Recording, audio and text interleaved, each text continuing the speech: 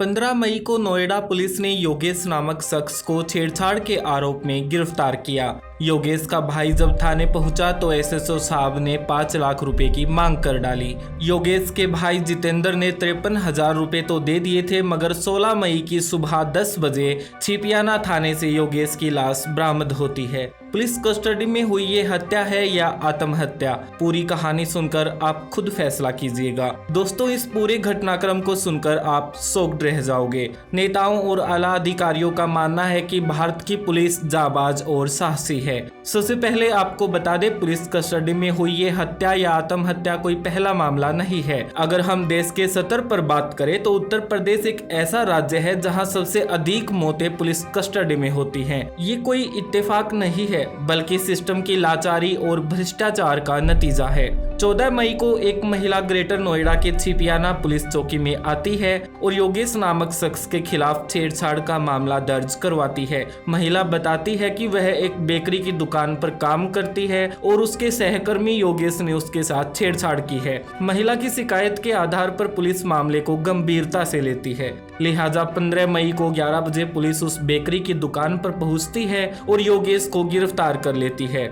गिरफ्तारी के बाद योगेश को 4 कमरों की छिपियाना चौकी में लाया जाता है। इसके बाद शुरू होता है पूछताछ का सिलसिला। पूछताछ में योगेश लगातार पुलिस को बताता है कि वह महिला उसकी दोस्त है और दोनों काफी क्लोज हैं, इसलिए छेड़छाड़ का तो सवाल ही नहीं बनता।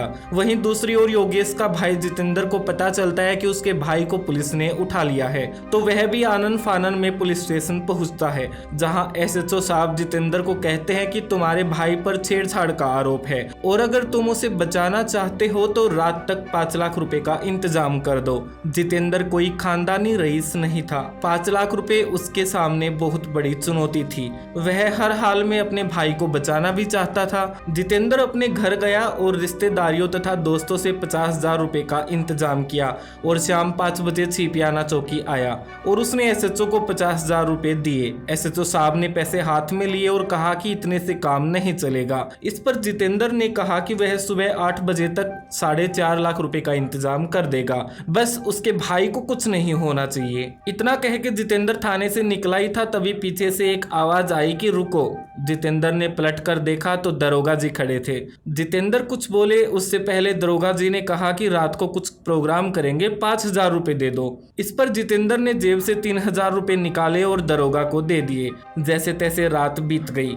16 मई 2024 को जितेंद्र के फोन की रिंग बजती है। जितेंद्र फोन उठाता है। इस पर जितेंद्र ने जो सुना वह सुनकर उसके पैरों तले जमीन निकल गई। जितेंद्र को बताया गया कि उसके भाई ने थाने में आत्महत्या कर ली है। मामला बेहद संगीन था। जितेंद्र को जैसे ही इस बात का पता लगा, वह अपने परिजनों तथा आसपास के लोगों के साथ थाने पहुंचा और हंगामा शुरू हुआ। छिपियाना चौकी की पुलिस इस बात को नहीं दबा सकती थी। थाने में मौजूद 50 लोगों को देखकर एसएचओ साहब के हाथ पैर फूल गए। सब लोग अंदर जाने की कोशिश कर रहे थे, मगर पुलिस ने किसी को अंदर नहीं जाने दिया, क्योंकि अंदर एक लाश थी। ये उस शख्स की लाश थी जिससे पुलिस छेड़छाड़ के मामले की पूछताछ कर रही थी। हैरानी की बात यह कि इन 4 कमरों की चौकी में 15 पुलिस वाले रहते हैं और उनमें से एक कमरे में एक शख्स ने आत्महत्या कर ली और बहादुर पुलिस को इस बारे में पता ही नहीं चला। दूसरी तरफ मृतक के भाई जितेंद्र पुलिस पर लगातार आरोप लगा रहे हैं कि वो पुलिस को 53,000 रुपए दे चुका है और उसके भाई को पुलिस ने पैसे ऐंठने के लिए पकड़ा था। जितेंद्र का आरोप है कि पुलिस ने समय पर पैसे ना मिलने के कारण उसके भाई की हत्या कर दी। दूसरा पहलू यह भी हो सकता है कि टॉर्चर में योगेश की मौत हो गई हो और फिर पुलिस ने इसे आत्महत्या का केस बना दिया हो। जब आला अधिकारियों को इस बात का पता चला तो तुरंत पूरी चौकी को सस्पेंड कर दिया गया। जब कुछ मीडिया कर्मी वहां पहुंचे और उन्होंने महिला डीएसपी को वहां मौजूद देखा तो उनसे सवाल करने की कोशिश की। डीएसपी महिला कहां कम थी, उन्होंने भी राशिफल की तरह जवाब दिया।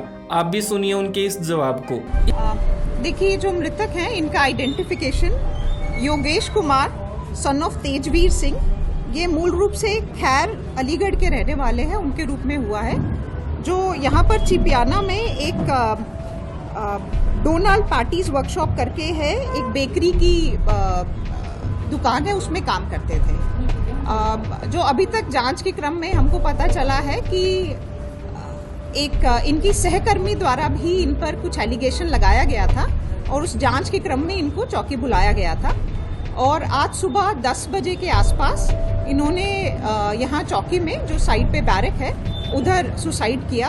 तो तत्काल इनको जो पास का हॉस्पिटल है उधर शिफ्ट कराया गया था, लेकिन उनकी दुखद मृत्यु हो गई है। मैम, जो मृतक के परिजन हैं, उन्होंने पुलिस पर पैसे के लेने देने का आरोप लगाया है, उसको लेकर क्या कहना चाहिए? देखिए, अभी बहुत इनिशियल स्टेज है, बिकॉज घटना है और गंभीर घटना है, तो कुछ गाइडलाइंस है जिनका हमें पालन करना होता है। तो अभी हम उस प्रोसीजर को एक बार पूरी करवा रहे हैं। फील्ड यूनिट वगैरह और आला अधिकारी सभी मौके पर है। जो अग्रिम कार्रवाई है, जो NHRC की गाइडलाइंस है, उसके तहत हम लोग कार्रवाई करा रहे हैं। मैम, पुलिस जो है स्वजनों को क्या अभी तक सांत्वना दे पाई है? किस तरह की कार्रवाई आगे बढ़ रही है? देखिए, सांत्वना की बात नहीं है, उनको ये बता दिया गया कि क्या लीगल प्रोसीजर है, क्या गाइडलाइंस है जिनका पालन होगा, और उसी के क्रम में वो जो लिख कर देंगे उसके बेसिस पर मुकदमा पंजीकृत करके अग्रिम कार्रवाई की जाएगी। इस जवाब में ना तो कोई स्पष्टीकरण दिया गया है और ना ही आत्महत्या कैसे की गई है ये बताया गया है। बस अखबारों में जैसे राशियां आती हैं जो सब पर लागू होती हैं, ऐसे ही कुछ बातें यहाँ बोल दी गई। क्या मजाल कोई बुद्धिमान खेल को समझ पाए। जितेंद्र ने अपने भाई को हमेशा हमेशा के लिए खो दिया है। आप सब जानते हो कि आगे कुछ नहीं होना। 2-3 मंथ के लिए ये सब सस्पेंड किए गए हैं। मामला शांत होने के बाद इनका ट्रांसफर कहीं और कर दिया जाएगा। आम आदमी के पास कोई अधिकार नहीं रहा है। भांड मीडिया सही चीजें कभी भी आप लोगों तक नहीं पहुंचाना चाहती। हमारे द्वारा दी गई जानकारी स्वतंत्र लगी हो तो चैनल को सब्सक्राइब जरूर कर दे। नोएडा पुलिस के कारण बीते कुछ दिन पहले कुणाल नामक लड़के की हत्या हो गई थी। स्क्रीन पर कुणाल का केस आ गया होगा, आप पूरा वीडियो देख सकते हो।